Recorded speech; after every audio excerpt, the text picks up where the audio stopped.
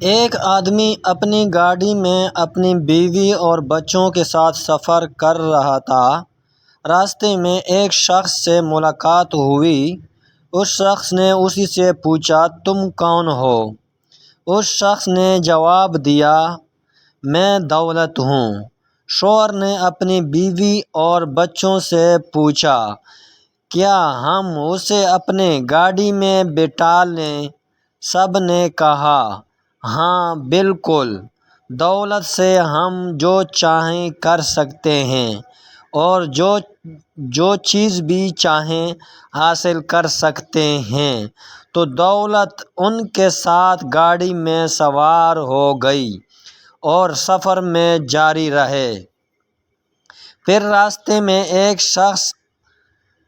ایک اور شخص سے ملاقات ہوئی۔ شوہر نے پوچھا، تم کون ہو؟ اس شخص نے جواب دیا، میں اختیار اور طاقت ہوں۔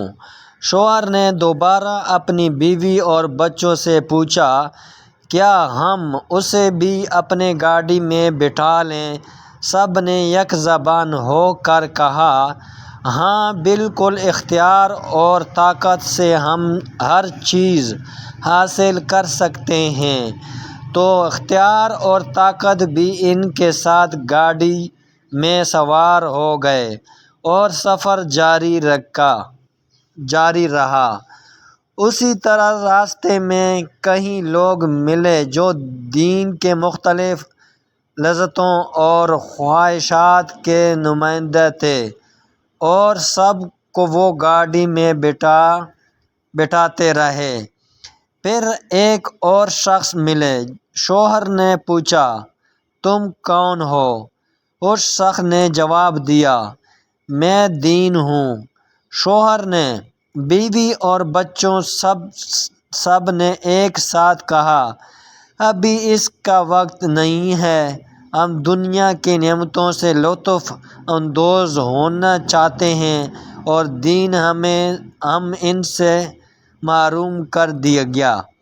ہم ان پابندیوں اور حلال و حرام کی قید میں نہیں پڑنا، بعد میں ہم دین کی طرف پلٹ آئیں گے، ابھی دنیا کے مزے لوٹنے دو۔ انہوں نے دین کو چھوڑ دیا اور گاڑی آگے بڑھتی۔ اچانک راستے میں انہیں ایک چیک پوسٹ نظر آئی، جہاں ایک آدمی نے گاڑی کو روکنے کا اشارہ کیا اور شوہر کو گاڑی میں اترنے کو کہا۔ اس شخص نے شوہر سے کہا، تمہارا سفر ختم ہو گیا، اب تمہیں میرے ساتھ چلنا ہوگا۔ شوہر حیرت زدہ رہ گئے اور بولے، میں واپس جا کر دین کو لے آتا ہوں۔